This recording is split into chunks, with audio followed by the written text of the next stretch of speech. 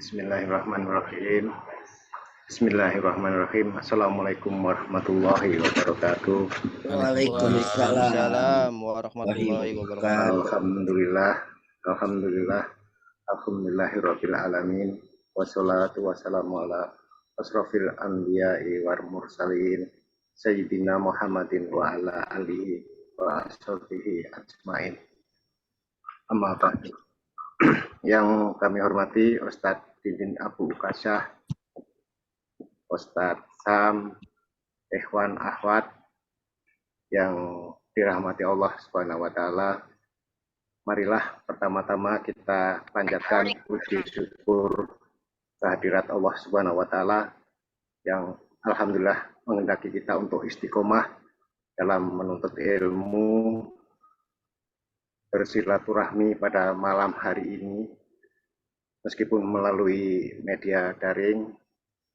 Mudah-mudahan langkah hati kita, niat baik kita insya Allah dicatat oleh Allah Subhanahu wa taala sebagai amal soleh yang dapat menghantarkan kita mendapatkan rahmat serta ridhonya. Amin amin ya rabbal alamin.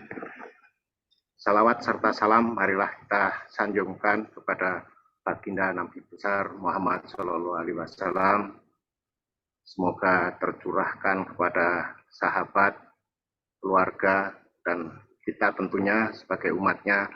Mudah-mudahan kelak di yaumil akhir mendapatkan syafaat dari Nabi besar baginda Muhammad Shallallahu Alaihi Wasallam. Amin amin ya rabbal alamin. Baik Bapak Ibu hadirin ikhwan akhwat kasih Allah. Sebagaimana biasa setiap minggu malam kita mendengarkan kajian rutin tematik yang diselenggarakan oleh Majelis Berkah Mulia Indonesia yang insya Allah pada malam hari ini akan membahas kajian buku Minhajul Muslim karya Syekh Abu Bakar Jabir Al-Jazairi yang akan dibawakan oleh Ustadz Dindin yang insya Allah sudah bergabung dengan kita.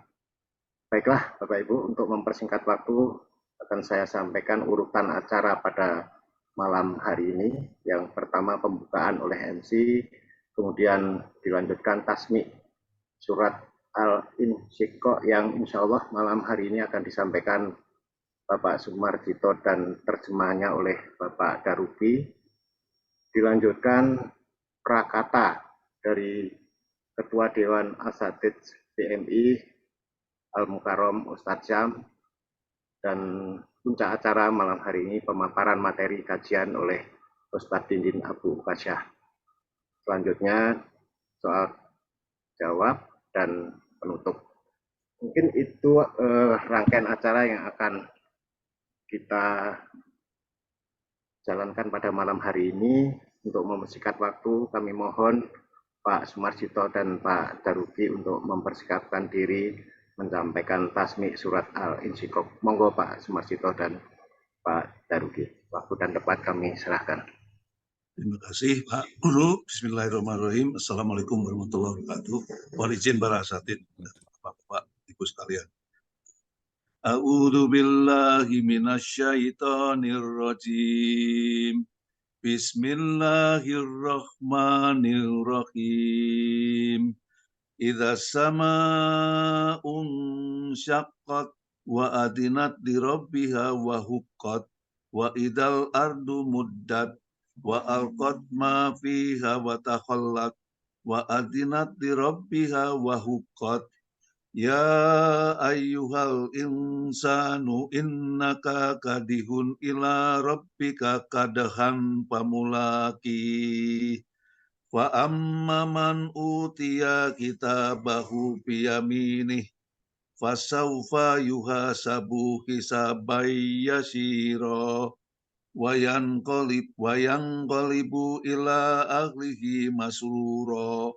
Wa amma man utiya kitabahu wara'a zahrih fasawfa yad'u thubura wa yasla sa'ira innahu kana fi ahlihi masrura innahu zanna allayakhur bala inna rabbahu kana bihi bahira wala uksimu bisyafaqa wal laili wa ma wasyaqa wal qamari idza tasyaqa latarkabunna tabaqan an tabaqa fama lahum la yu'minun wa idza quri'a alaihimul qur'anu la yasjudun balil ladina kafaru yukadzibun wallahu a'lamu bima yu'un fabashirhum biadabin alim illalladzina amanu wa amilus solihati lahum ajrun ghairu mamnun. Shadaqallahul adzim. Dengan nama Allah yang Maha Pengasih, Maha Penyayang. Apabila langit terbelah dan patuh kepada Tuhannya dan sudah semestinya patuh. Dan apabila bumi diratakan dan memuntahkan apa yang ada di dalamnya dan menjadi kosong. Dan patuh kepada Tuhannya dan sudah semestinya patuh. Wahai manusia, sesungguhnya kamu telah bekerja keras menuju Tuhanmu, maka kamu akan menemuinya. Maka adapun orang yang catatannya diberikan dari sebelah kanannya, maka dia akan diperiksa dengan pemeriksaan yang mudah. Dan dia akan kembali kepada keluarganya yang sama-sama beriman dengan gembira. Dan adapun orang yang catatannya diberikan dari sebelah belakang, maka dia akan berteriak, celakalah aku. Dan dia akan masuk ke dalam api yang menyala-nyala, neraka. Sungguh, dia dahulu di dunia bergembira di kalangan keluarganya yang sama-sama kafir. Sesungguhnya dia mengira bahwa dia tidak akan kembali kepada Tuhannya. Tidak demikian, sesungguhnya Tuhannya selalu melihatnya. Maka aku bersumpah demi cahaya merah pada waktu senja, demi malam dan apa yang diselubunginya, demi bulan apabila jadi purnama, sungguh akan kamu jalani tingkat demi tingkat dalam kehidupan. Maka mengapa mereka tidak mau beriman? Dan apabila Al-Quran dibacakan kepada mereka, mereka tidak mau bersujud. Bahkan orang-orang kafir itu mendustakannya. Dan Allah lebih mengetahui apa yang mereka sembunyikan dalam hati mereka. Maka sampaikanlah kepada mereka ancaman ajab yang pedih. Kecuali orang-orang yang beriman dan mengerjakan kebajikan, mereka akan mendapat pahala yang tidak putus-putusnya. Shadaqallahul adzim. Maha benar segala Allah dengan segala firman-Nya. Alhamdulillah. Terima kasih Pak Sumarjito, Pak Daruki atas tasmi dan terjemahannya. Mudah-mudahan lantunan surat Al-Insyiqaq ini tadi mengetuk hati kita untuk tetap istiqomah, untuk belajar Al-Quran dan menjaga iman dan Islam kita. Selanjutnya prakata dari Ketua Dewan Asatidz, kami mohon Ustadz Sam untuk menyampaikan. Terima kasih. Waktu dan tempat kami persilakan. Baik, terima kasih Pak Guru. Bismillahirrahmanirrahim. Assalamualaikum warahmatullahi wabarakatuh. Waalaikumsalam warahmatullahi wabarakatuh. Assalamualaikum warahmatullahi wabarakatuh. Alhamdulillah rabbil alamin wa bihi nasta'in ala umurid dunya waddin. Allahumma salli wa sallim wa barik ala hadan nabiyil karim nabiyina Muhammadin wa ala alihi wa ashabihi ajma'in. Allahumma anfa'na bima 'allamtana wa 'alimna ma yanfa'una wa zidna ilma. Yang kami hormati, kami tunggu-tunggu pengajarannya atau ilmunya di malam hari ini Ustadz kita, guru kita, Ustadz Dina Abu Kasyah, yang dengan kesibukan beliau sebagai ketua yayasan di Nurul Hikmah, guru di sekolahan, dan luar biasa kesibukannya. Beliau menyempatkan waktunya untuk mengajari kita malam hari ini. Semoga berikan pada beliau kesehatan, diberikan keberkahan keluarga besar beliau. Amin ya rabbal alamin. Dan tak lupa kepada tim Dewan Asatidz di Berkah Mulia yang hadir pada malam hari ini, dan juga kepada semua peserta. Wabil khusus kepada yang bertugas pada hari ini, yaitu Bapak Sumarjito dan Mas Daruki dari grup Abu Baidah, dan Pak Huru dari grup Umar bin Khattab.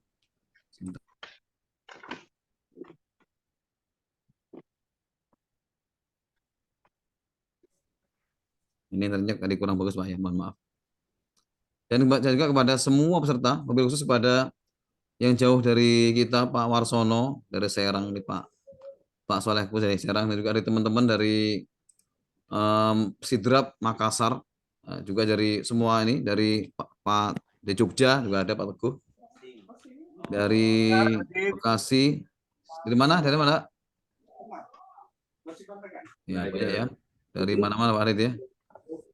Terima kasih atas kehadirannya.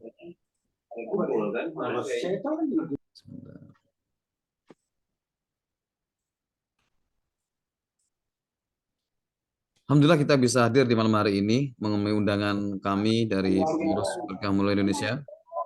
Kami minta tolong kepada bapak-bapak mohon di unmute Pak ya. Ininya sementara. Ya. Nah, baik.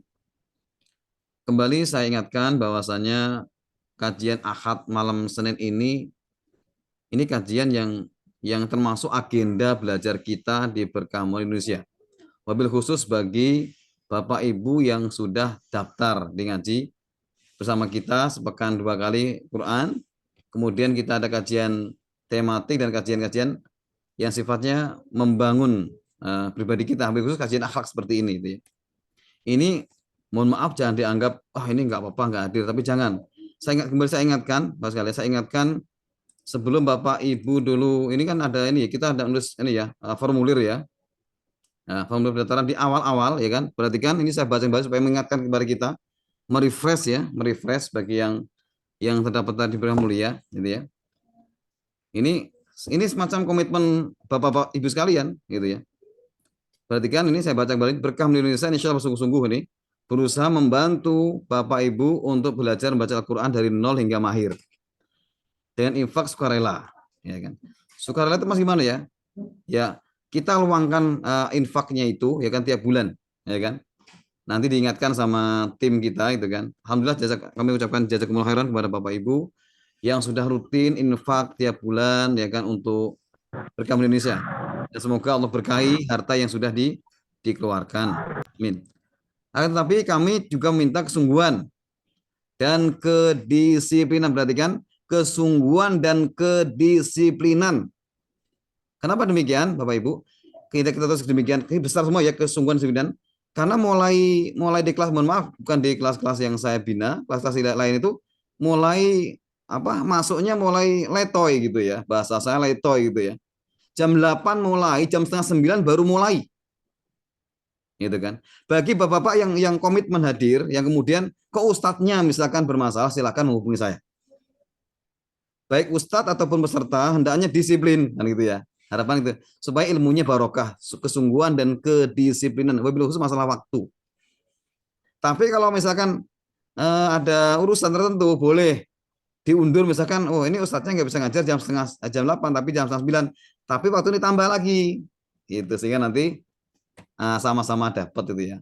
Kesungguhan dan kedisiplinan ini perlu ya kan. Baik semua kelas baik bapak-bapak ibu-ibu baik kelas pagi, kelas sore atau kelas malam ya kan. Perlu dilihat kesungguhan dan kedisiplinan gitu ya. Untuk belajar, mulai dari masuk kelas tepat waktu, maksimal izin tidak belajar 2 kali dalam sebulan. Maksimal izin tidak belajar 2 kali dalam sebulan kecuali sakit, ya kan? Dan mengikuti kajian taklim bulan online ini seperti ini, dan mengikuti kajian taklim bulanan online di setiap akad malam, ya kan? Ini dia. Ini berarti ini masuk ini ya, ini masuk bagian Pak ya. Mohon maaf ini saya ini mengikuti kajian ini masuk bagian ke ini kita ya kan, mengikuti kajian taklim bulan online setiap malam. Dan manfaat kajian ini Bapak Ibu sekalian adalah untuk kita sendiri, gitu ya, untuk meningkatkan keilmuan kita. Apabila bersungguh-sungguh maka iya ya.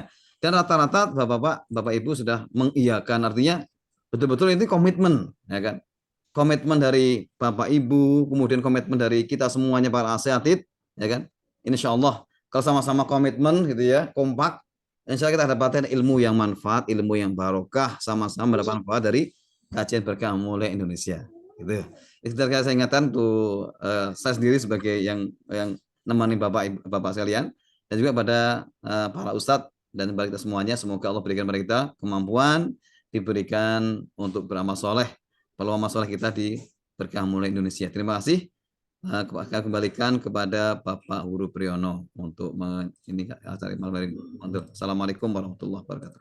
Waalaikumsalam warahmatullahi wabarakatuh. Terima kasih Ustaz Syam sudah mengingatkan kami semua untuk disiplin, terutama untuk kehadiran tepat waktu, dan termasuk di hari Minggu ini bagian dari kurikulum Berkah Mulia Indonesia. Terima kasih Ustaz. Selanjutnya untuk acara puncak malam hari ini, Ustadz Dindin Abu Kasyah akan memaparkan kajian akhlak dari kitab Minhajul Muslim. Insya Allah malam hari ini akan mengupas pentingnya tawadu atau rendah hati dan tercelanya takabur atau sombong, pasal 11 dari bab 3 akhlak.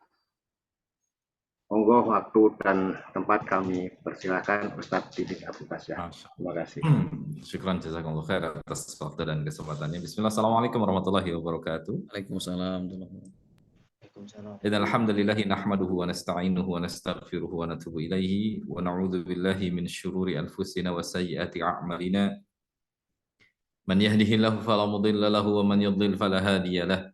Asyhadu an la ilaha illallah wahdahu la syarika lahu wa asyhadu anna Muhammadan abduhu wa rasuluh la nabiyya ba'dah. Allahumma shalli wa sallim ala hadzal nabiyyil karim nabiyyina Muhammadin wa ala alihi wa sahbihi ajma'in, amma ba'd. Fa ibadallah, kaum muslimin wal muslimat, a'azakumullah, hadirin jamaah atau pemerhati serta anggota dari Berkah Mulia Indonesia yang semoga senantiasa Allah muliakan.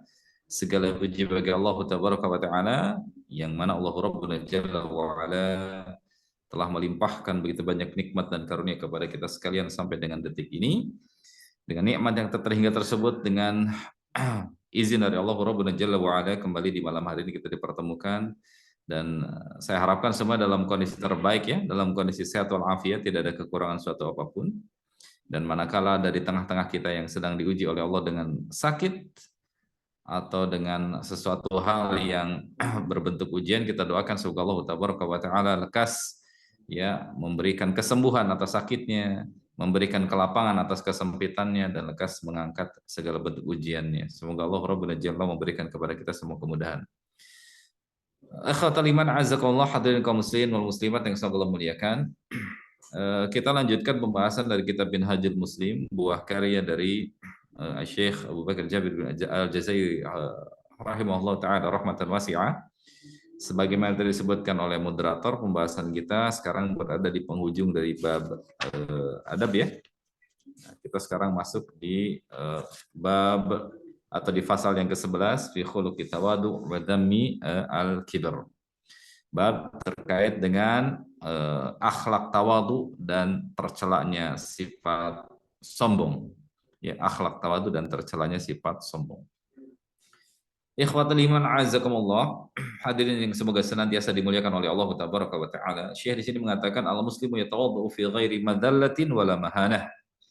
Kata beliau, seorang muslim hendaklah ia memiliki sifat tawadhu, yaitu kerendah hatian, rendah hati.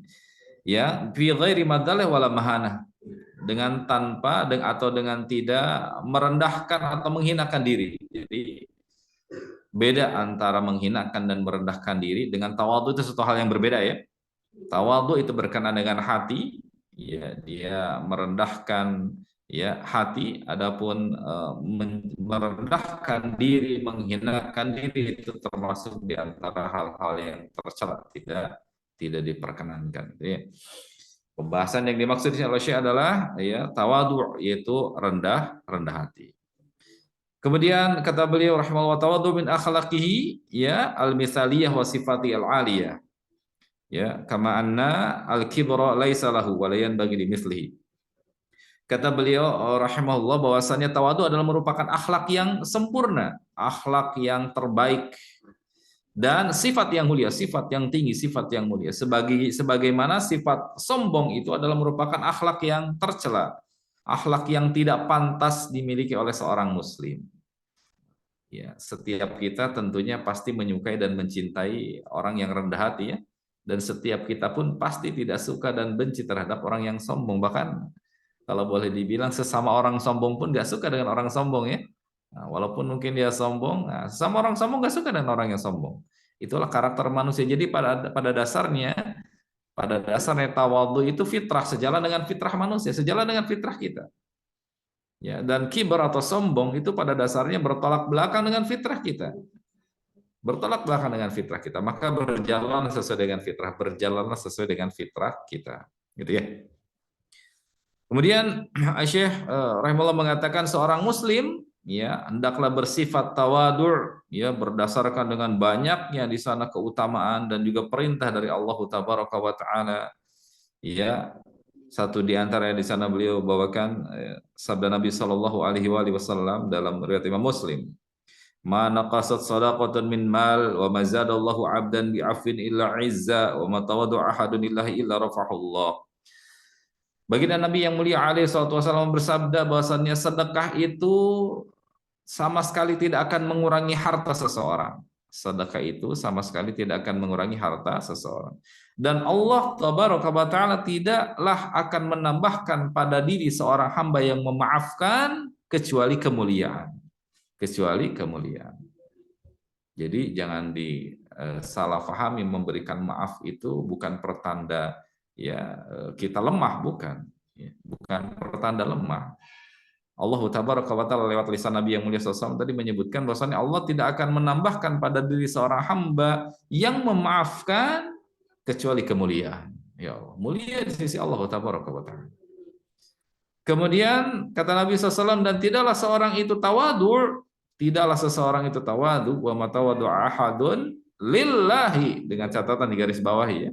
Tidaklah seseorang itu tawadhu karena Allah. Jadi motivasi tawadhunya itu karena Allah, illa rafa'ahullahu, melainkan Allah akan angkat tinggi derajatnya. Jadi tawadhu itu termasuk di antara sebab yang menjadikan seseorang diangkat atau terangkat tinggi derajatnya. Gitu ya. Kalau kita kenalkan ada istilah apa? Dalam ayat disebutkan dalam surah yang sering dibaca berkali-kali setelah jadalah tadi. Ya rafa'illahu alladziina aamanu minkum walladziina utul ilma darajat, itu ya. Allah akan mengangkat tinggi derajat orang-orang yang beriman dan orang-orang yang berilmu, gitu ya. Dengan beberapa derajat. Nah, di sini dalam hadis ini disebutkan di antara faktor yang mengangkat tinggi derajat adalah di antaranya apa? Sifat tawadhu, sikap rendah hati. Ya. Jadi selain beriman, berilmu juga yang menjadi faktor diangkat tinggi derajat oleh Allah Tabaraka wa Ta'ala adalah sifat tawadhu, sifat rendah hati. Baik, hadirin kaum muslimin yang semoga dimuliakan Allah Tabaraka wa Ta'ala. Kemudian baginda Nabi yang mulia alaihi wasallam bersabda, "Haqqun 'alallahi ayyartafi'a syai'un minad dunya illa wada'ahu." Haqqun 'alallahi ayyartafi'a syai'un minad dunya illa wada'ahu. Kata baginda sallallahu alaihi wasallam, hak bagi Allah. Ya, hak bagi Allah. Yaitu apa? Tidaklah sesuatu itu terangkat tinggi di dunia melainkan Allah akan rendahkan. Allah akan rendahkan. Maka kalau kita lihat sejarah perjalanan umat manusia ya, sejarah perjalanan anak manusia ini, maka kita akan memahami, mendapatkan sebuah kesimpulan yang jelas bahwasannya tidaklah suatu kaum, tidaklah suatu umat itu memiliki karakter sombong yang itu adalah merupakan lawan dari sifat tawadhu, melainkan endingnya itu pasti celaka. Endingnya itu pasti binasa, pasti celaka. Maka ada yang mengatakan kiber atau sombong lawan dari tawadhu itu adalah shortcutnya seseorang untuk meraih dan mendapatkan kebinasaan. Coba siapa orang yang sombong yang kemudian endingnya dia happy ending itu? Nah, dalam sejarah perjalanan manusia dalam Al-Quran tercatat beberapa perjalanan umat manusia yang ya ia lalui dengan penuh kesombongan hidupnya. Allah binasakan, Allah hinakan. Allah binasakan, Allah hinakan. Nah, di hadis ini sebutkan tadi apa? Hakun 'alallahi alla yartafi'a syai'un finad dunya illa wada'ahu. Udah merupakan hak bagi Allah di mana tidaklah sesuatu itu terangkat tinggi di dunia, ya, kibar, gitu. Illa wada'al, melainkan Allah akan rendahkan, Allah akan hinakan, gitu ya. Allah akan rendahkan, Allah akan hinakan. Karena memang termasuk di antara hal yang paling Allah benci itu sifat kibar, sifat sombong yang Allah benci itu. Nanti sebagaimana akan kita dapati nanti penjelasannya. Kemudian baginda Nabi SAW bersabda, yuhsyarul mutakabbiruna yaumal qiyamati amsalad dzar. Ya, fi suwarir rijal yakshahumul dhul min kulli makanin. Kata baginda Nabi alaihi wasallam, orang-orang yang sombong itu akan dikumpulkan kelak pada hari kiamat itu semisal dar. Ad-dar itu semut yang paling kecil, ya. Semisal kecil semut. Namun fi suwarir rijal, dalam bentuk laki-laki, Jadi dibangkitkan. Jadi manusia itu kan ketika dibangkitkan itu dalam kondisi berbeda-beda, bermacam-macam jenis dan bentuknya. Ada yang dibangkitkan dalam bentuk kepalanya seperti keledai, gitu ya. Ada yang dibangkitkan dalam bentuk dia tidak memiliki kulit atau memiliki daging atau kata lain tengkorak. Ada yang dibangkitkan dalam kondisi sempoyongan seperti orang gila, ya, kesurupan. Dan beraneka macam jenis kebangkitan manusia itu, tergantung dari amal-amal yang dia perbuat. Nah, satu di antaranya ada manusia atau ada yang dibangkitkan kelak di hari kiamat dalam kondisi, kata Nabi SAW, amsalad dzar, seperti adzar, itu seperti semut. Namun visuari rijal, dalam gambar atau dalam bentuk para manusia laki-laki. Yakshahumul dhul min kulli makan, yang diliputi oleh kehinaan dari setiap tempatnya, dipenuhi dengan kehinaan. Waliyadzubillah. Dan kemudian yang mengerikannya apa? Yusaquna ila sijnin fi jahannam yuqalu lahu bulas. Allahu Akbar. Mereka digiring ke dalam sebuah penjara di neraka jahanam yang memiliki nama bulas. Semoga Allah menjaga kita, melindungi kita, keluarga kita, dan kaum muslimin, melindungi dari perihnya dan kerasnya siksaan api neraka jahanam.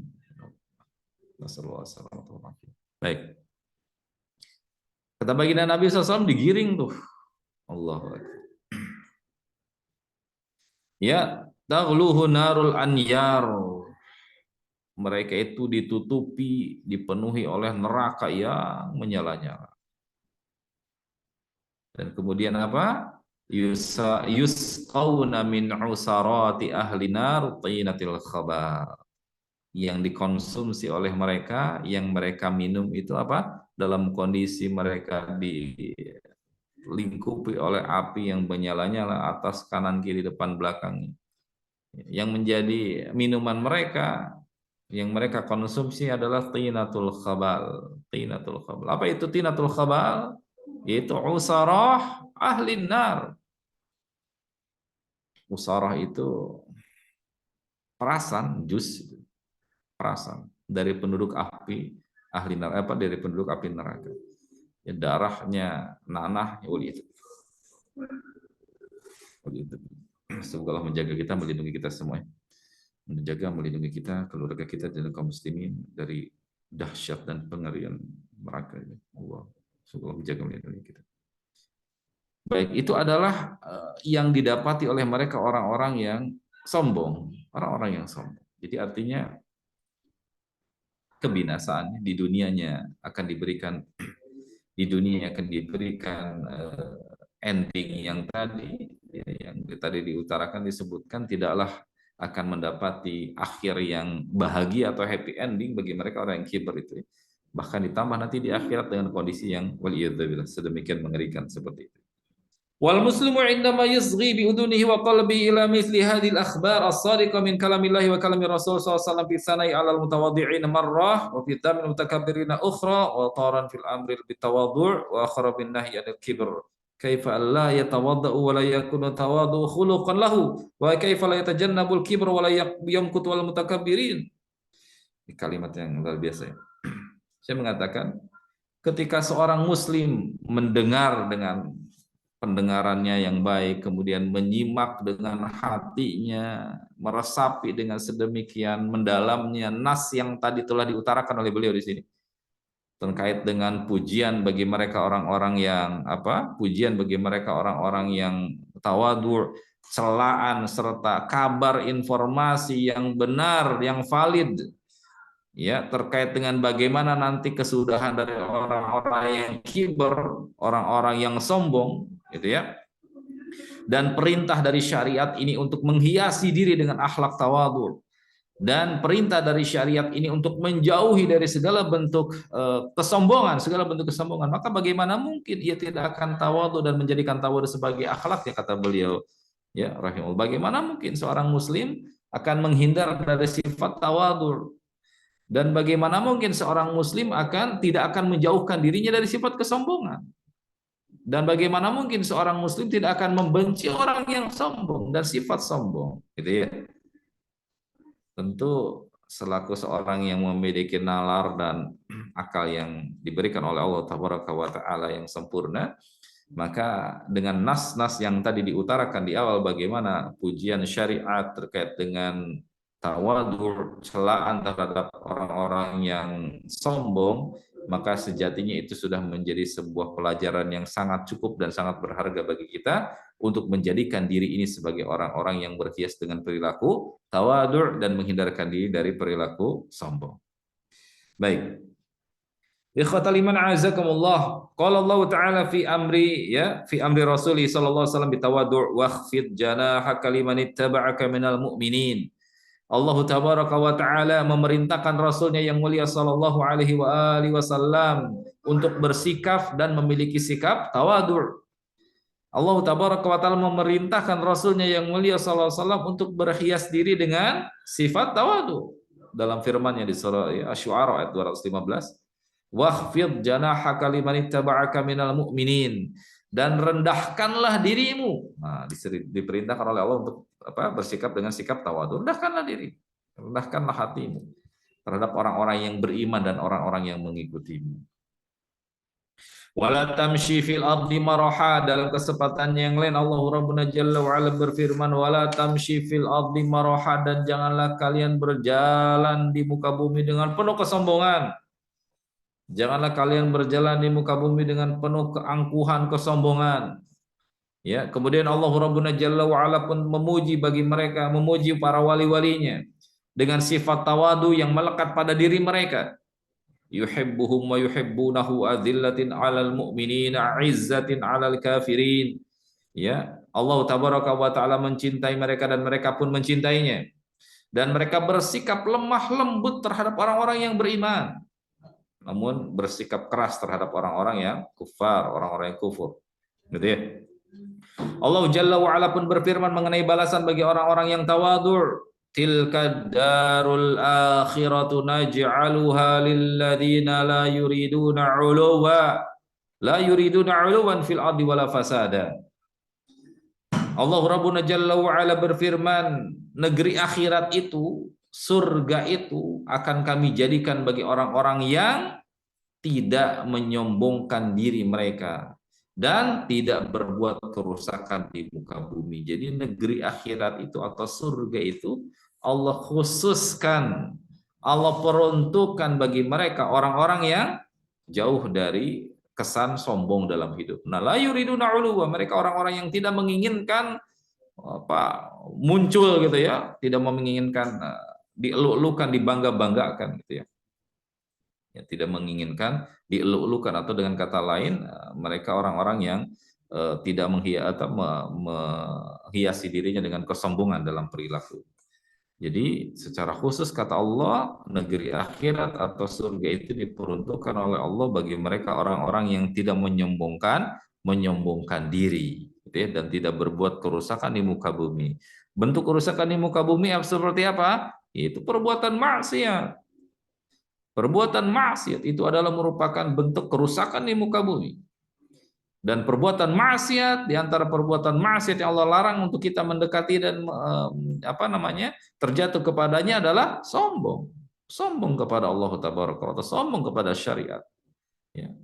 Menyombongkan diri. Itu adalah di antara hal yang masuk dalam ranah maksiat kepada Allah Tabaraka wa Ta'ala. Jadi berbuat kerusakan di muka bumi, satu di antaranya dengan konsep berbuat maksiat. Baik, hadirin kaum muslimin yang semoga dimuliakan Allah Tabaraka wa Ta'ala. Kemudian Rasul sallallahu alaihi wasallam bersabda ketika memerintahkan untuk bersikap tawadhu' kepada kita, innallaha auha ilayya an tawaddu hatta la yafkhar ahadun ala ahad wa la yabghi ahadun ala ahad.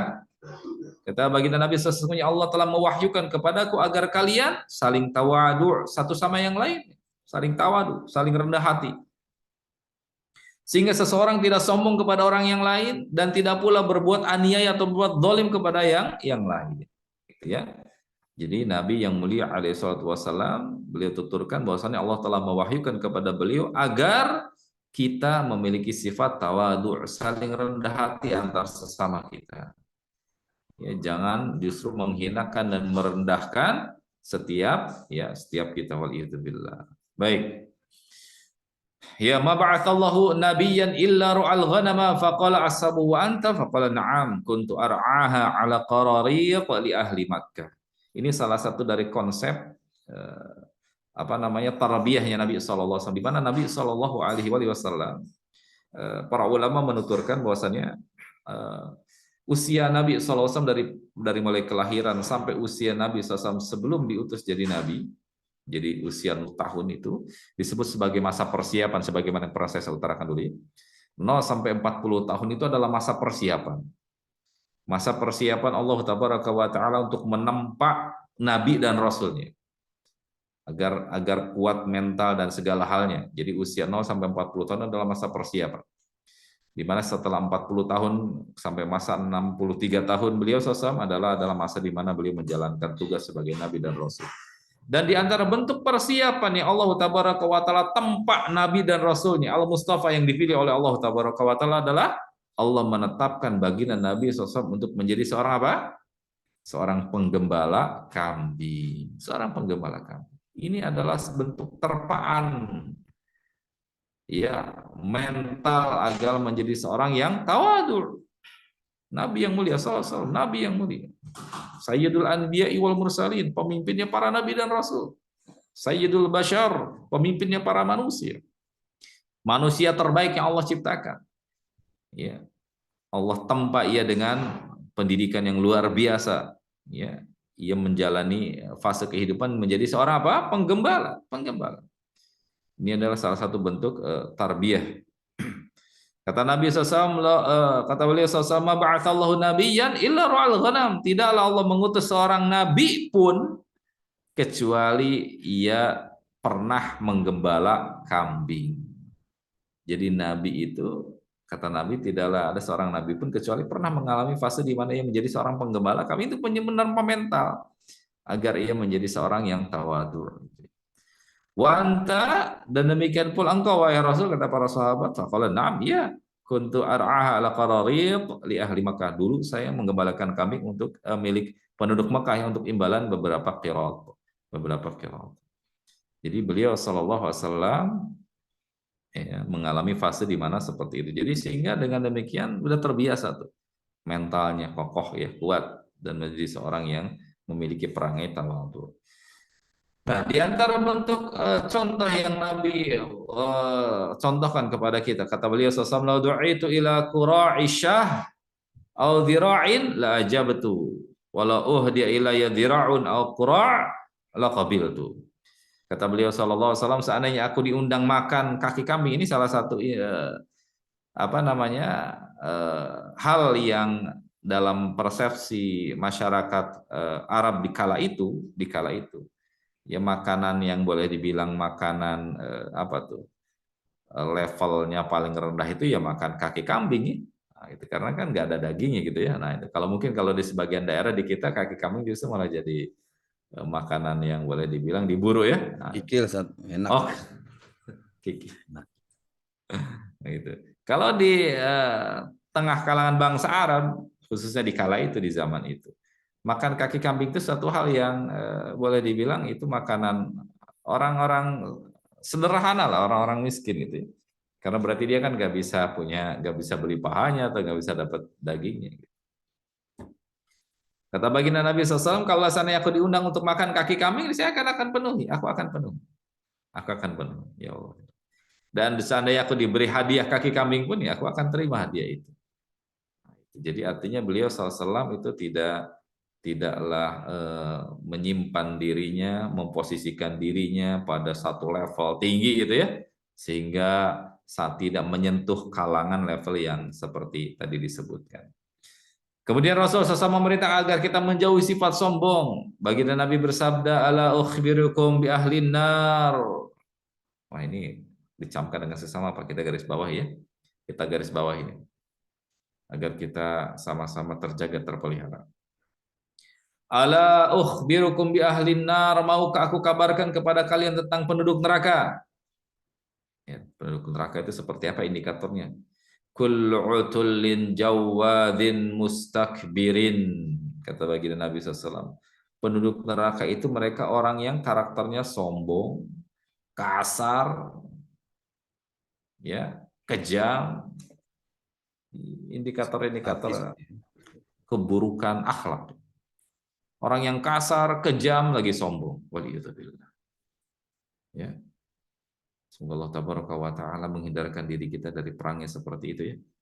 Perangnya seperti itu. Sekali lagi memelihara dan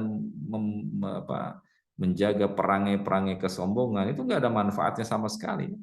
Karena akan dibenci sama makhluk. Manusia sekali lagi, jangankan ya secara manusia secara umum, sesama orang sombong pun sekali lagi nggak akan suka dengan orang sombong.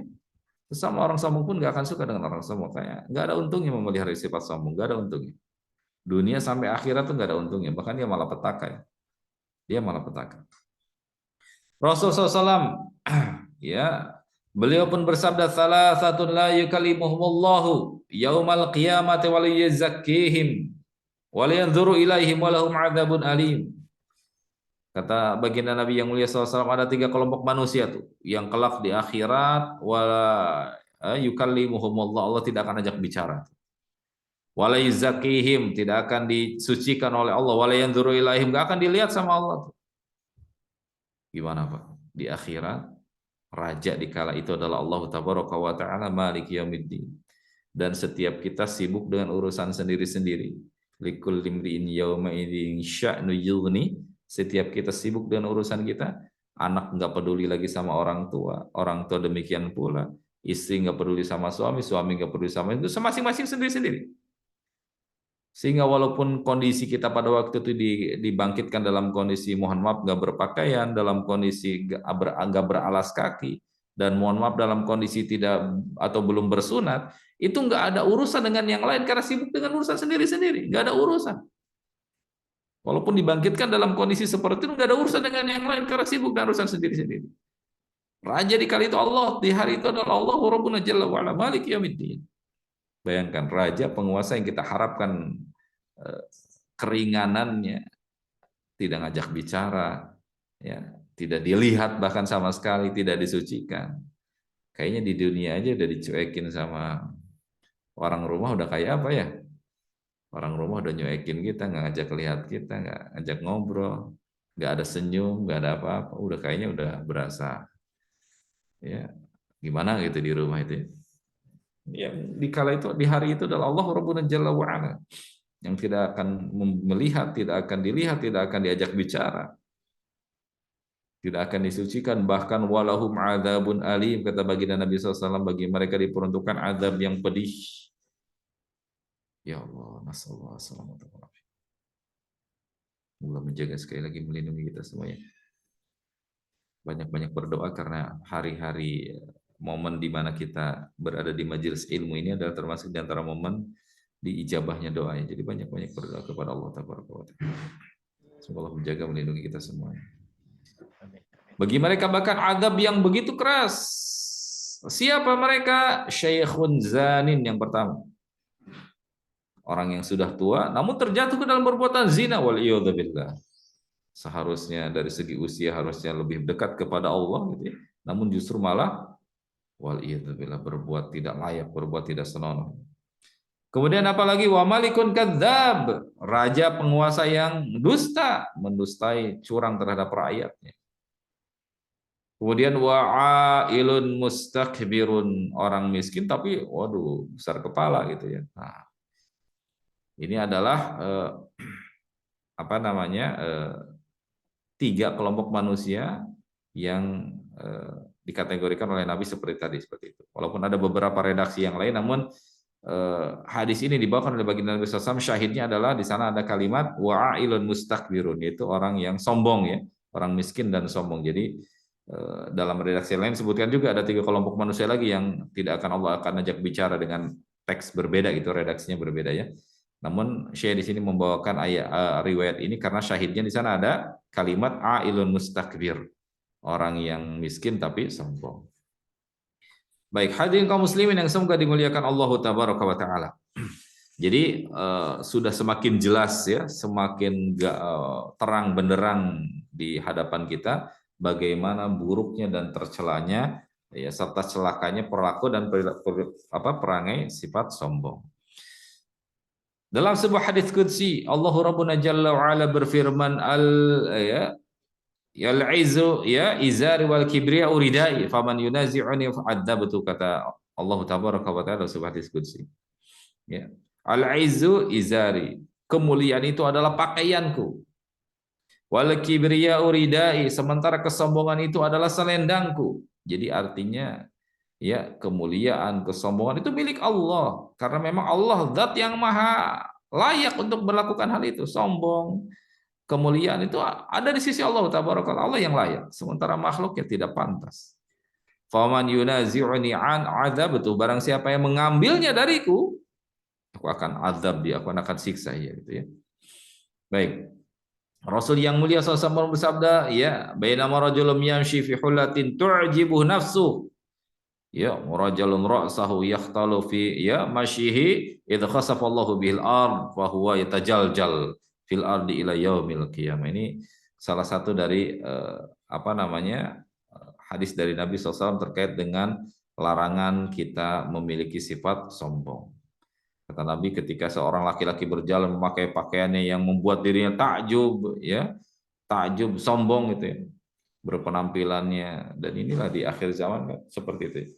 Banyak orang yang bangga dengan apa yang bahkan jauh dari kata bangga, bahkan lebih sombong itu ya.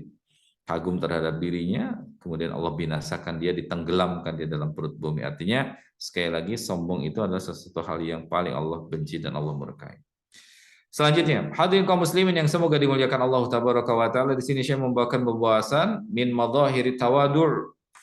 Ya, yaitu ciri-ciri dari sifat tawadhu, walaupun sejatinya tawadhu itu kan amalan hati ya. Tawadhu itu amalan hati sebagaimana layaknya ikhlas itu amalan hati. Sebagaimana amalan hati maka yang tahu hanya Dia dan Allah gitu ya. Hanya Dia dan Allah. Ini hanya untuk mendekatkan saja pemahaman, akan yang untuk mendekatkan apa? Terhadap pemahaman sifat tawadhu. Baik, yang pertama, in taqaddama rajul al-amsali fa huwa mutakabbir wa in ta'khara anhu fa huwa mutawadhi'. Yang pertama, indikator yang pertama, ciri dari orang yang tawadhu adalah orang yang menonjolkan dirinya di atas orang lain. Bahkan dia nggak suka ada orang lain yang lebih dari dia gitu ya. Maka itu orang yang sombong, Dan sebaliknya, orang yang mengakhirkan dirinya dari orang lain gitu ya, memberikan kesempatan kepada yang lain gitu, maka dia adalah orang yang tawadhu. Ini indikator pertama. Walaupun sekali lagi ini bukan hal yang mutlak ya, namun ini untuk mendekatkan pemahaman.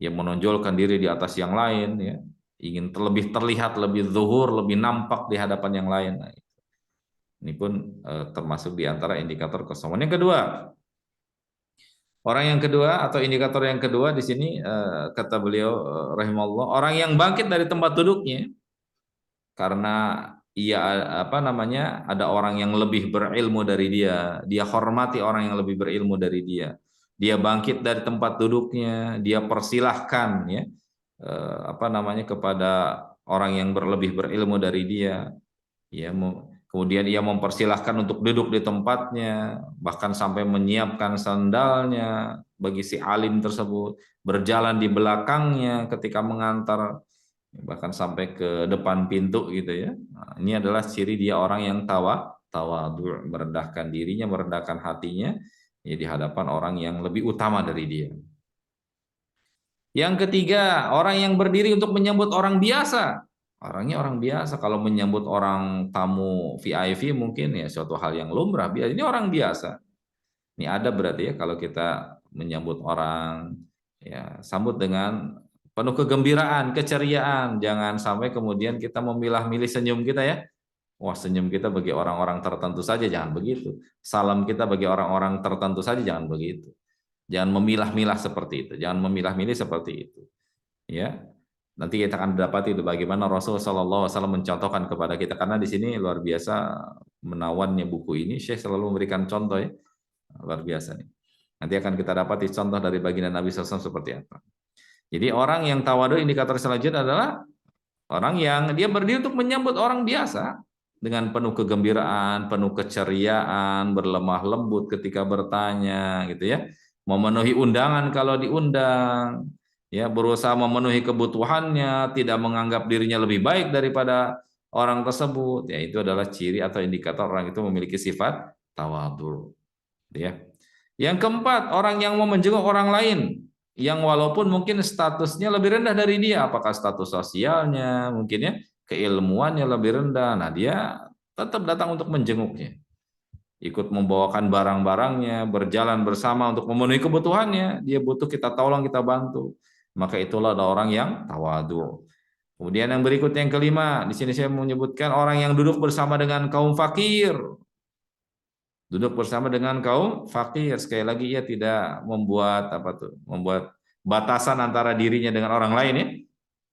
Membuat batasan sekat, itu barrier antara dia dengan orang-orang lemah. Nah, tidak seperti itu.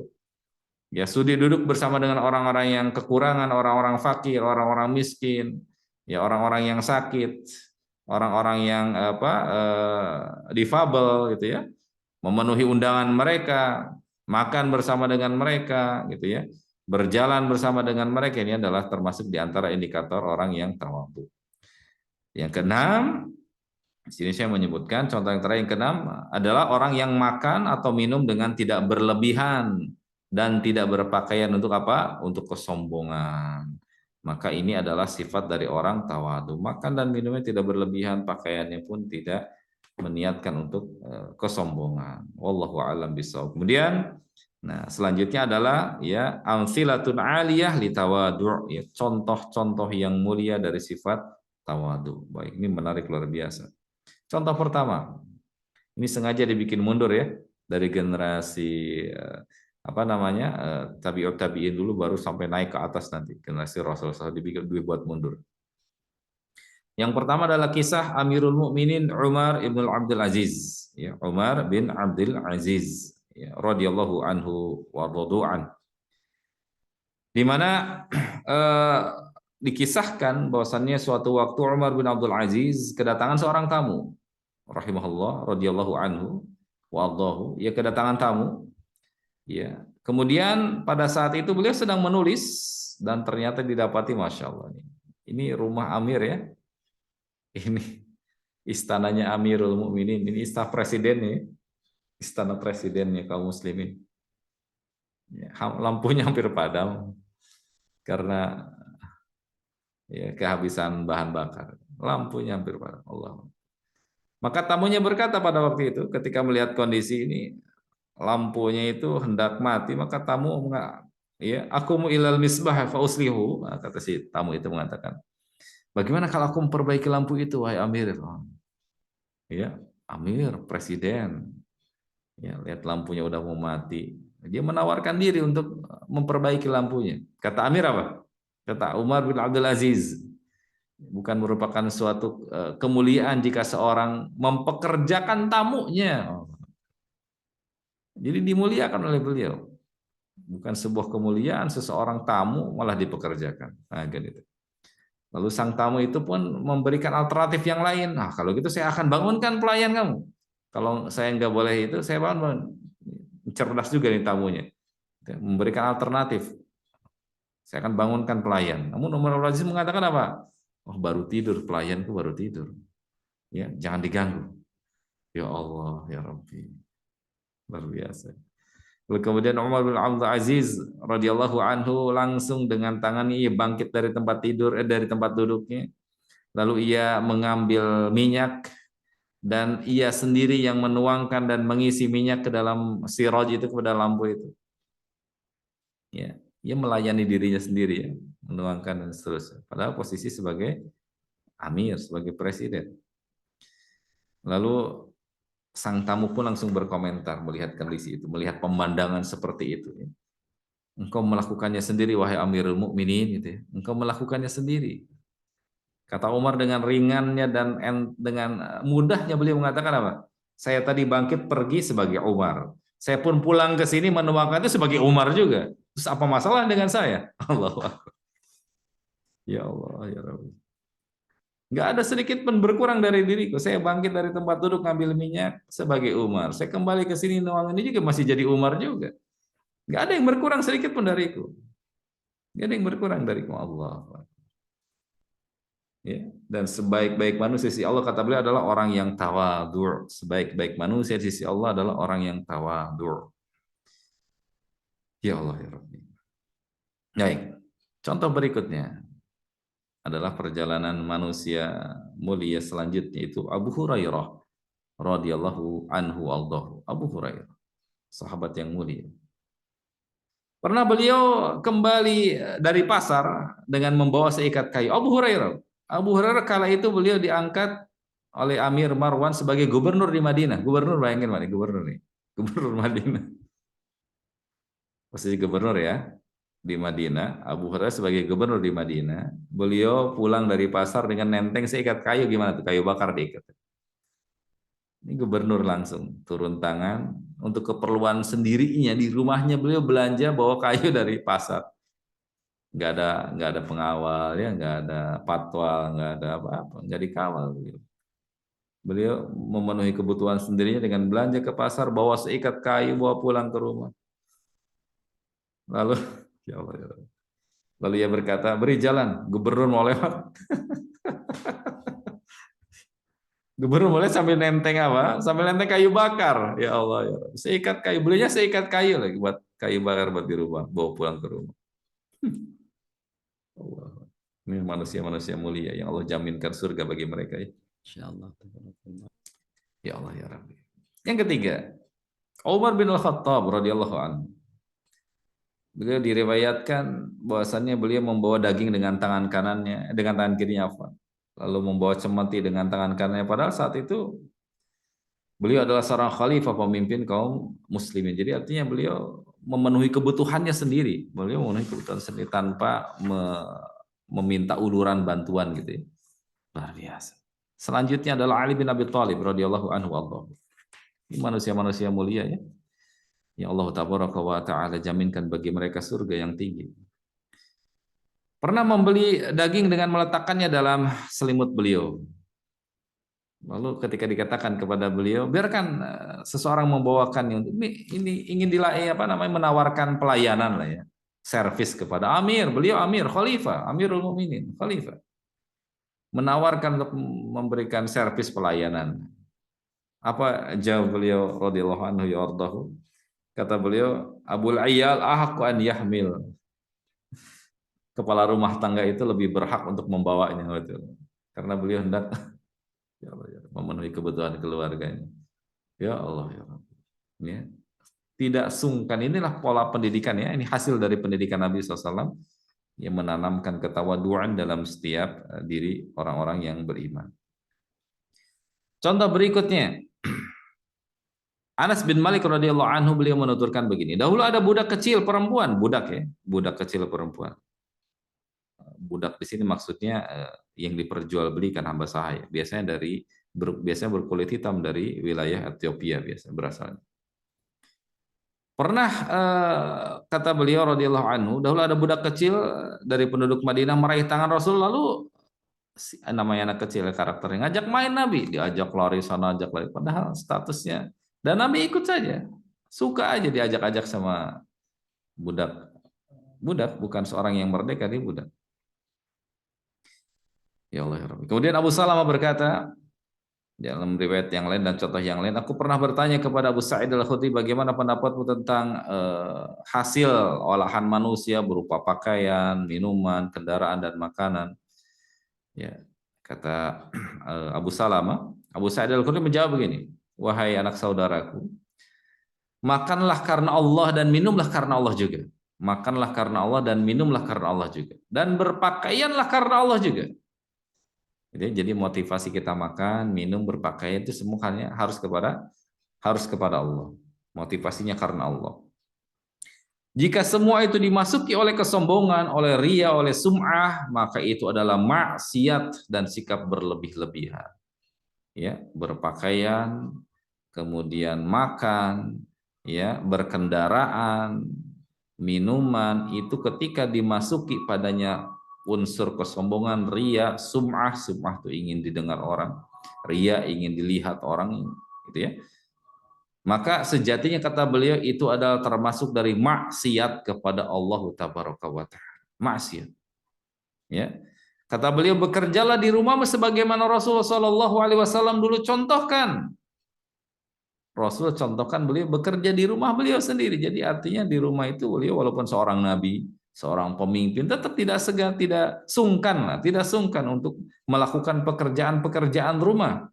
Ya, semisal apa? Memberi makan kepada hewan, mengikat unta, menyapu rumah, memerah susu, gitu ya, memperbaiki sandal, menambal baju, makan bersama pembantu, membuat tepung. Bayangin membuat tepung.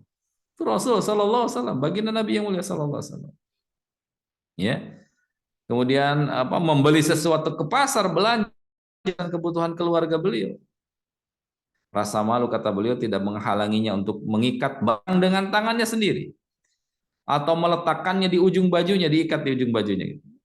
Pulang menemui keluarganya, berjabat tangan dengan orang kaya, berjabat tangan dengan orang miskin, tidak dibeda-bedakan. Gitu ya.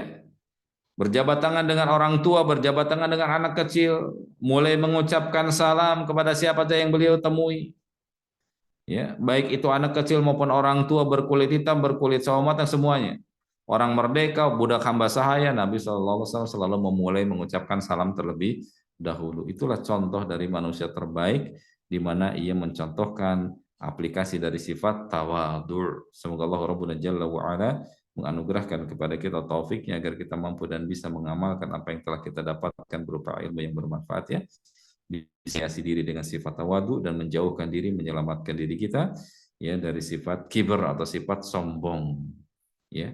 Semoga Allah Rabbuna Jalla wa'ala menganugerahkan kepada kita taufiknya. Begitu. Wallahu a'lam bishawab. Silakan saya kembalikan kepada moderator.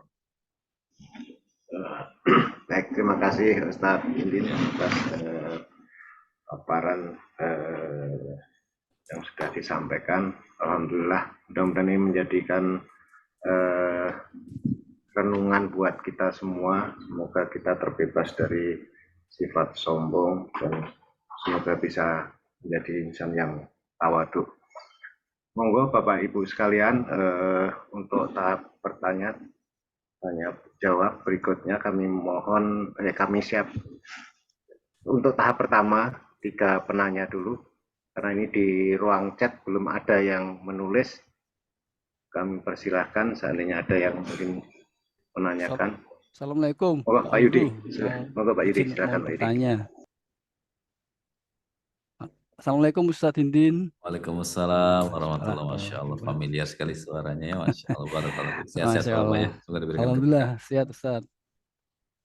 Ada beberapa yang ingin kami tanyakan sebenarnya Ustadz. Yang pertama, ya. Ada beberapa. Yang pertama, apakah boleh menasihati orang sombong dengan kesombongan juga Ustadz? Contohnya seperti ini. Kami punya seorang teman ya Ustadz ya, kalau dari sisi ekonomi gitulah, orang berkecukupan lah. Tapi tampilan dia biasa. Tapi ketika suatu ada acara, saya lihat bukan penampakan dia seperti biasa, memakai pakaian bagus, memakai jam tangan, kalau saya lihat bermerek lah, kemudian pakai cincin gitu ya. Terus saya bilang, saya lihat bukan penampakan seperti biasa.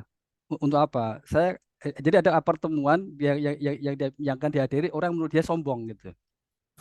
Nah, jadi saya penampilan seperti ini akan seolah menasihati orang yang sombong supaya dia tidak sombong. Nah, apakah ini disyariatkan Ustaz? Artinya menasihati kesombongan dengan di depan orang yang sombong supaya dia tidak sombong.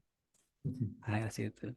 Terus satu lagi ini Ustaz, menampakkan nikmat Allah itu kan syariat juga Ustaz. Tapi bagaimana cara dengan nikmat Allah supaya tidak kan dikira nanti dikira sombong nih. Itu gimana Ustaz ya batasannya? Kira seperti itu dua ini. Masya Allah, barakallah. Pertanyaan Oh, menarik Ustaz. sekali. Pertanyaan menarik sekali, bagus sekali, Masya Allah. Barakallah fiik. Baik, syukran Pak Yudi atas pertanyaannya.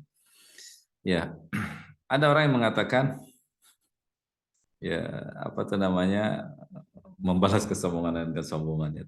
Kurang lebih gitu, atau menasehati orang dengan orang yang sombong dan kesombongan. Nah ini hadirin kaum muslimin yang semoga dimuliakan Allah Tabaraka wa Ta'ala, maka ini harus kita clearkan ya, harus kita clearkan. Cara menasehati itu kan tentu beraneka macam ya. Cara menasehati tentu beraneka macam, beraneka metode. Setiap orang yang hendak menasehati tentunya dia telah berbekal pengetahuan cukup dengan siapa orang yang akan dinasehati gitu ya.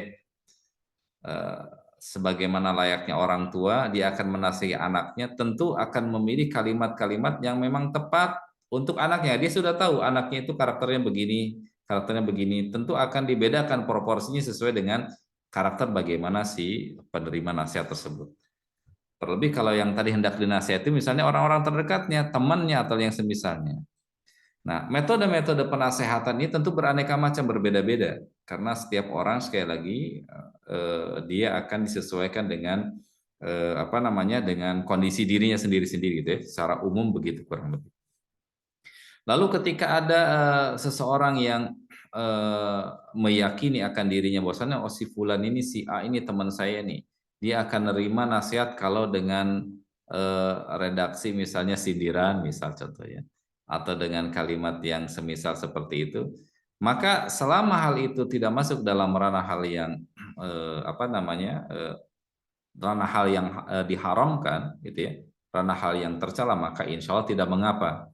Namun kalau masuk dalam hal ranah yang tercela, contoh menasehati seseorang, menasehati misalnya peminum khamar tapi dengan dia duduk-duduk di majelis khamar dan berada di situ, maka itu bukan hal yang dibenarkan ya, bukan hal yang dibenarkan.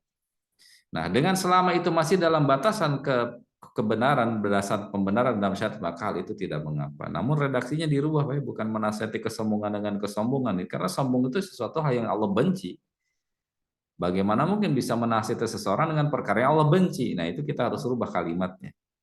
Ya, harus kita rubah kalimatnya. Menasihati kesombongan dengan sesuatu hal yang Allah benci itu ya tidak dibenarkan sampai kapan, karena sombong itu perkara yang Allah benci. Sebagaimana tadi sudah disebutkan ya. Sebagaimana tadi disebutkan. Ya mungkin bisa pilih metode yang lain lah, metode. Kemudian berkenaan dengan tadi mengenakan dan memakai pakaian. Nah, sedikit tadi luput ya. Ya, mohon maaf mungkin di sini kenapa Syekh tidak membawakan definisi kibar atau sombong ya. Padahal hadisnya sangat masyhur sekali.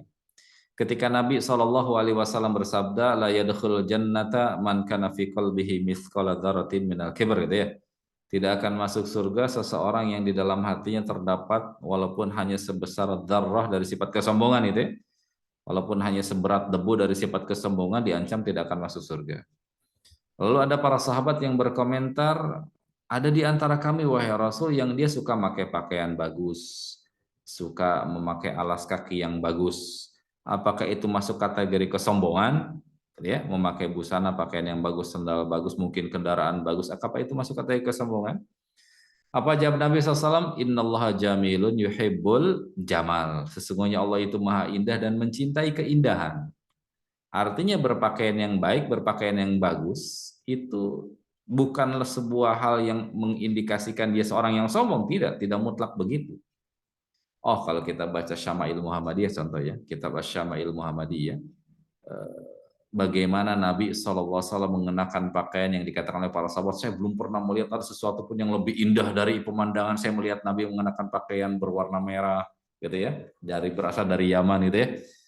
Silakan dirujuk kitab Syama'il Muhammadiyah. Di bab awal itu di bab pakaian ya, bab libas. Bab keempat atau keberapa. Iya. Itu menunjukkan bagaimana Nabi SAW mencontohkan beliau memakai pakaian yang bagus. Bahkan Umar bin Khattab pernah menawarkan kepada Nabi, ini Nabi ada pakaian yang bagus nih berasal dari Yaman bajunya. Silakan pakai, silakan beli nanti untuk dipakai ketika menerima tamu atau ketika hari Jumat gitu ya. Namun pakaiannya itu ternyata mengandung unsur sutra ya, maka Nabi tidak mau memiliki atau membeli baju itu karena ada unsur sutra di dalamnya. Nah itu.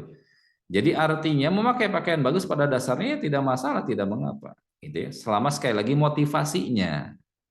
Selama motivasinya. Kembali yang melihat dan mengukur diri sendiri ya, motivasinya. Terlebih kalau dikorelasikan dengan ayat yang tadi Bapak sebutkan di surah Ad-Duha, di akhir surah Ad-Duha ya. Di akhir surah Ad-Duha, Allah Tabaraka wa Ta'ala menegaskan bahwasannya Allahu Rabbuna Jalla wa'ala mencintai adanya apa? Mencintai adanya asar, mencintai akan adanya bekas dari nikmat yang Allah anugerahkan kepada dia. Ya. Jadi jangan sampai kemudian nikmat Allah Tabaraka wa Ta'ala yang Allah anugerahkan kepada dia itu enggak terlihat lah gitu ya, enggak terlihat. Nah, Allah Subhanahu wa Ta'ala mencintai, Allah Subhanahu wa Ta'ala mencintai kita memperlihatkan nikmat yang Allah Rabbuna Jalla wa'ala berikan kepada kita. Wa ma bi ni'mati rabbika fahaddits. Ya, termasuk di antara tahadduts bin ni'mah, memperlihatkan, menyampaikan nikmat yang Allah berikan kepada kita adalah satu di antara tadi memakai pakaian yang bagus boleh silakan.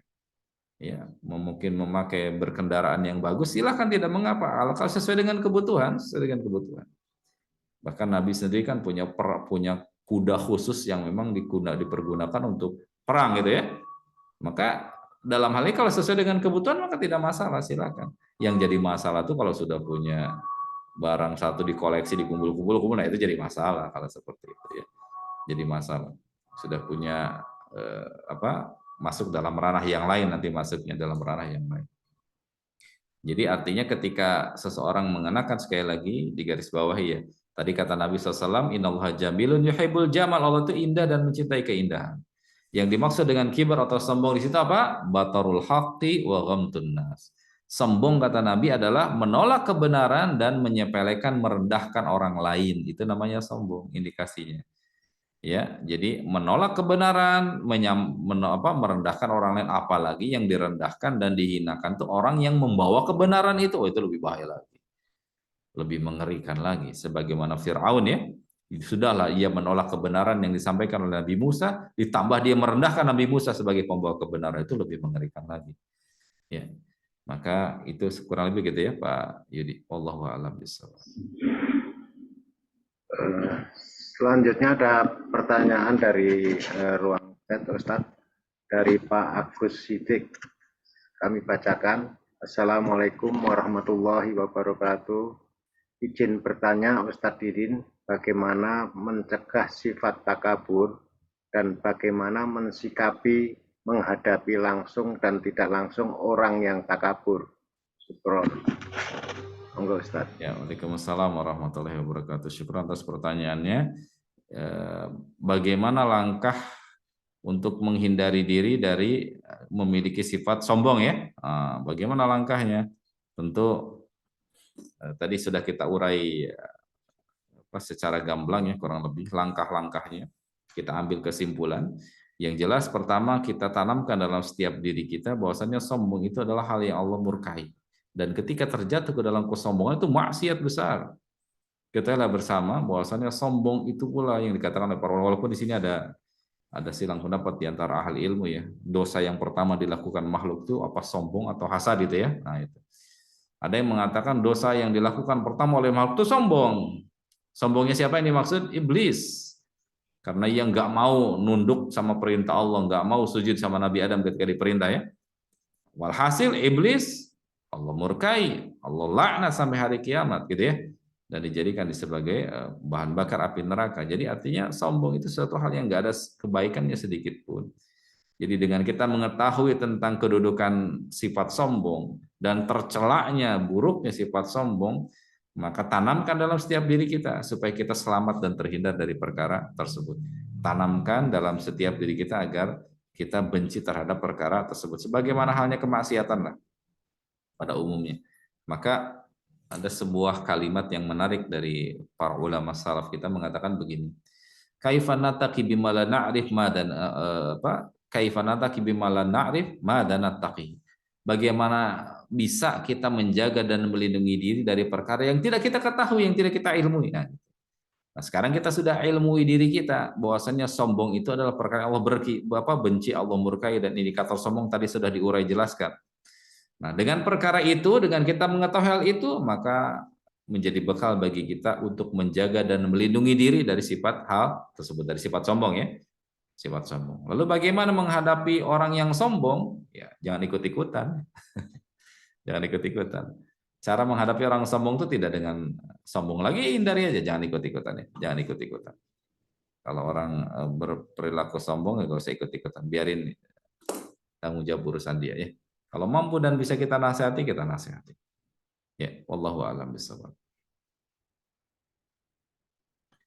Ini ada pertanyaan apa?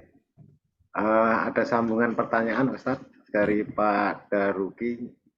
Apakah boleh kita menjauhi orang yang sombong? Enggak, Ustadz. Baik. Pada dasarnya begini, pada dasarnya. Nabi SAW bersabda gini, man ra'a minkum munkaran falyughayyir biyadi. Barang siapa di antara kalian yang melihat sebuah kemungkaran, maka langkah pertama yang harus dilakukan rubah dengan tangan, itu yang pertama. Rubah dengan tangan itu dengan kekuasaan, dengan power kita. Kalau kita mampu dan bisa rubah dengan itu. Fa illam yastati' fa bilisanihi. Kalau nggak bisa, dirubah dengan kekuasaan, rubah dengan lisan, dengan nasihat, dengan arahan gitu ya. Dan yang ketiga, fa illam yastati' fa biqalbi. Kalau yang tidak bisa, dengan kekuasaan nggak bisa, dengan arahan, dengan nasihat, ilmu nggak ada, kita nggak mampu, maka minimal ingkari dengan hati. Ya, ingkari dengan hati. Kemudian Nabi pun bersabda apa? Kata beliau SAW, unsur akhaka dzaliman aw madlumat. Tolonglah saudaramu baik yang zalim maupun yang dizalimi. Kalau cara menolong orang yang dizalimi mungkin jelas ya. Tapi bagaimana cara menolong orang yang zalim? Kata Nabi apa? Cegah dari kezalimannya. Cegah dari kezalimannya. Dan sombong adalah perkara yang Allah murkai. Dia termasuk perilaku kezaliman. Dia termasuk kemungkaran, kemaksiatan. Maka kalau kita bisa nasihati, arahkan dia, nasihati dia, gitu ya. Jangan sampai kita biarkan, karena la yu'minu ahadukum hatta yuhibba li akhihi ma yuhibbu li nafsi. Ini motivasi kita, dorongan kita ya. La yu'minu ahadukum, tidak sempurna keimanan salah seorang di antara kalian hatta yuhibba li akhihi ma yuhibbu li nafsi, sampai ia mencintai untuk saudaranya sesuatu yang ia cintai untuk dirinya sendiri. Kita cinta diri kita selamat di hadapan Allah, kita cinta diri kita tidak dimurkai oleh Allah karena kita tidak memiliki sifat sombong, maka demikian pula lah untuk saudara kita. Kita pun ingin saudara kita selamat dari murka dan azab Allah. Maka selamatkan dia dari, kalau dia punya sifat sombong, selamatkan dia dari sifat sombong, kita nasihati, kita arahkan. Gitu ya. Kurang lebih gitu, wallahu a'lam bishawab. Masih ada waktu 15 atau 12 menit.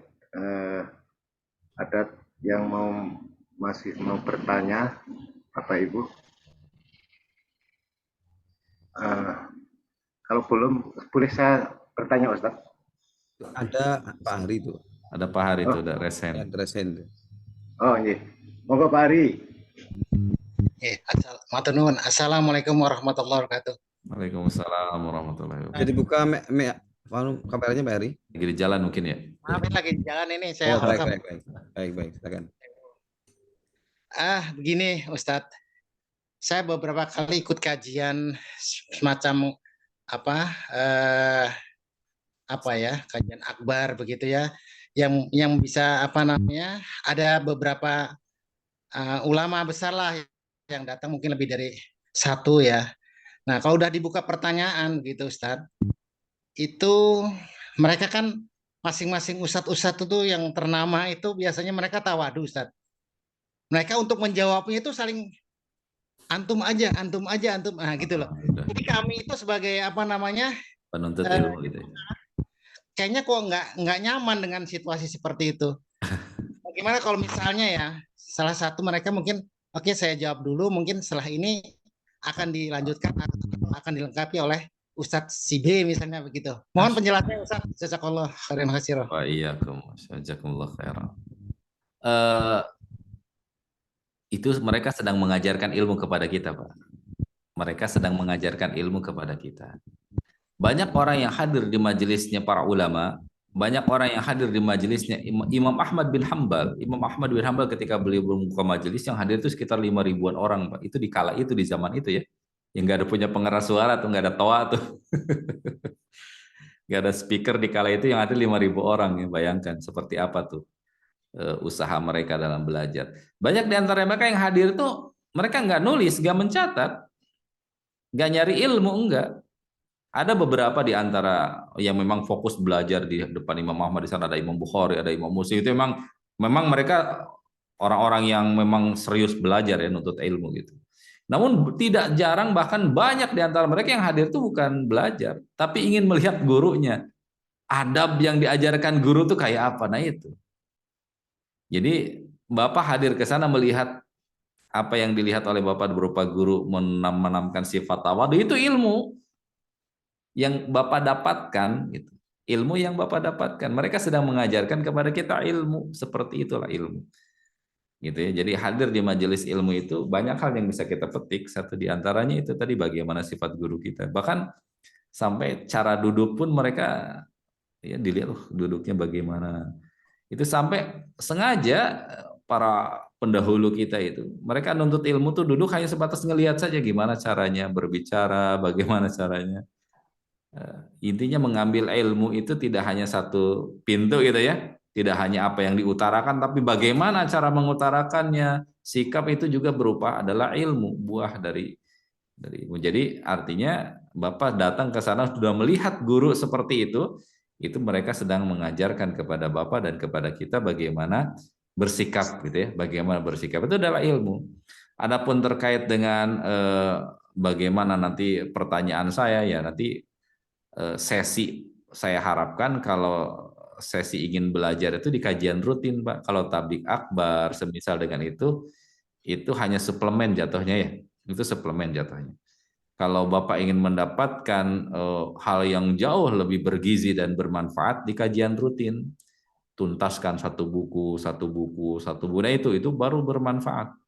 Kalau metodologi pembelajar, metodologi menuntut ilmunya mohon maaf baru hanya ikut tablik akbar A, B, C itu hanya suplemen sejatinya, suplemen.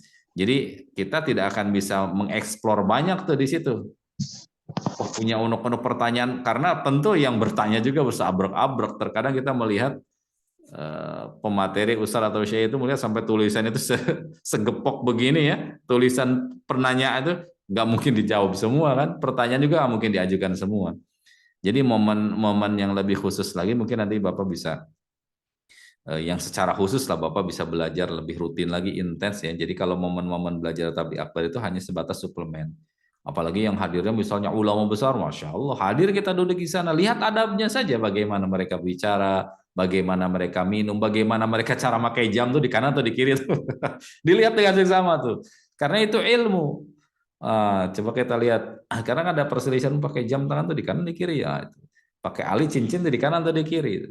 Nah, itu ada silang apa silang pendapat. Bahkan dari zaman dahulu, dari zamannya tapi dari zaman Imam Malik itu ada perselisihan tuh pakai cincin di kanan atau di kiri itu, gitu, macam-macam tuh. Silahkan dibuka. Jadi artinya kita melihat adabnya, bagaimana mereka mengenakan penutup kepala, itu semua ilmu Pak di situ. Apalagi yang datang tadi benar-benar ulama ya, datang ulama dari misal dari Saudi Arabia datang ke kita sih, Masya Allah. Itu kesempatan yang sangat berharga untuk kita bisa menimba ilmu dari mereka, dari mulai cara jalannya, cara segala macam. Gitu ya, kurang lebih gitu Pak ya. Wallahu a'lam bishawab. Terima kasih Ustadz. Masih ada Bapak Ibu yang mau menyampaikan pertanyaan kembali.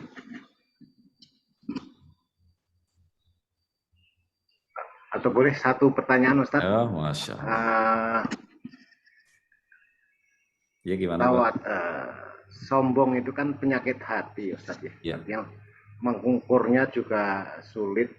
Apakah terutama kalau tidak fisik. Ada kesombongan mungkin dari sisi yang tidak fisik, seperti misalnya ilmu gitu Ustaz. Nah, kadang-kadang kalau kita punya ilmu atau yang sepele misalnya Ustaz, ada hafalan ayat panjang, ada hafalan ayat pendek. Pada saat menjadi imam Ustaz, untuk memilih bacaan panjang dan pendek ini, kadang-kadang kalau panjang, wah ini nanti yang ngedumel kemudian waduh sombong, hafalannya panjang.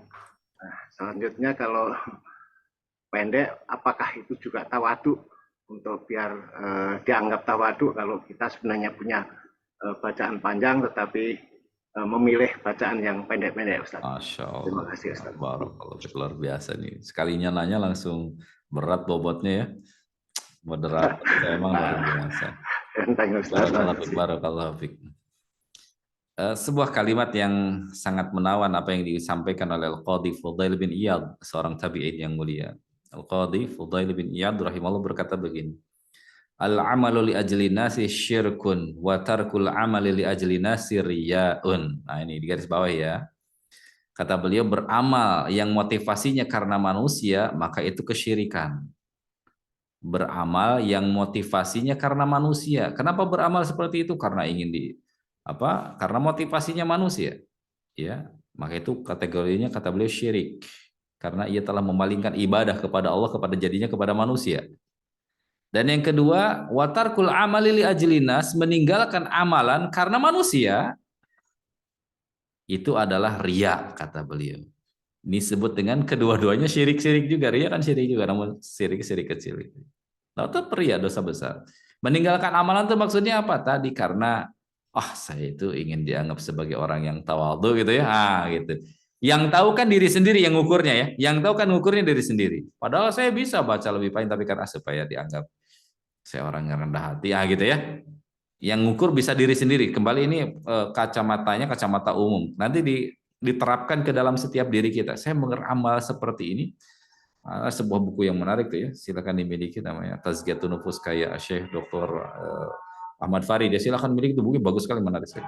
Tazkiyatun Nufus Syekh Dr. Ahmad Farid. Di mana di situ ada bab muhasabatun nafs.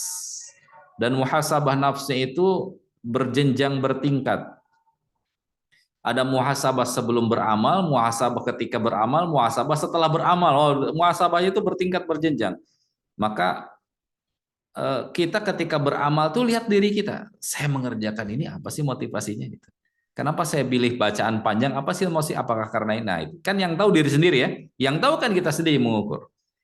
Yang dengan demikian yang bisa menyelamatkan ya diri kita sendiri dalam artian kan supaya terhindar ya seperti itu.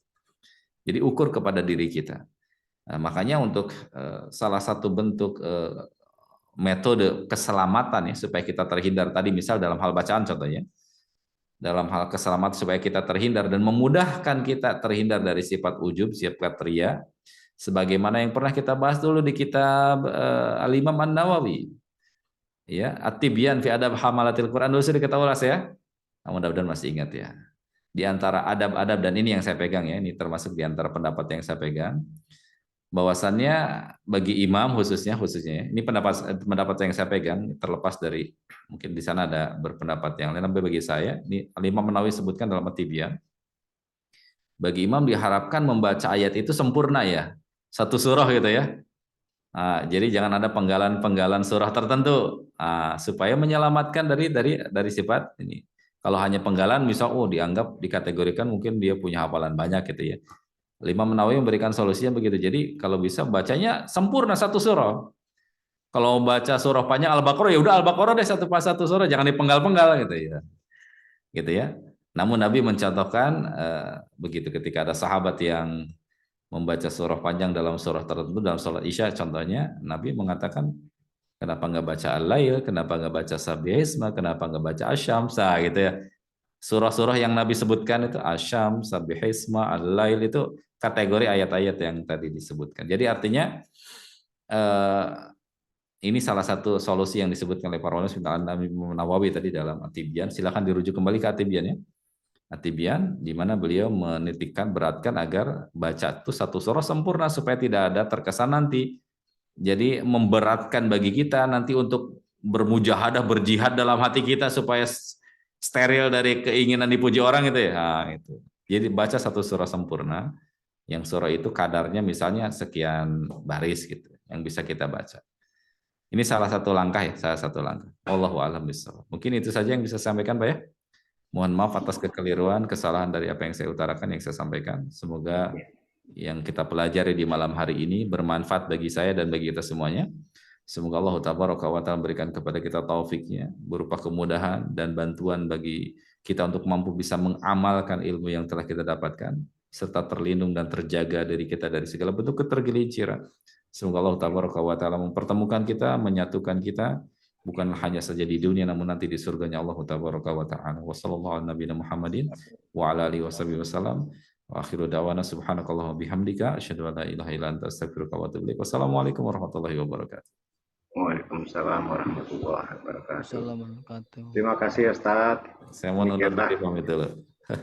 Bapak Ibu sekalian, dengan telah ditutupnya doa oleh Pak Ustadz, mungkin acara hari ini sudah selesai dan tidak perlu ada tambahan doa kembali. Demikian saja Bapak Ibu sekalian, sekali lagi mudah-mudahan pertemuan malam ini bermanfaat dan kita bisa mengambil hikmah dari apa yang telah disampaikan Ustadz Didin Abu Kasyah. Terima kasih atas perhatiannya. Tetap semangat.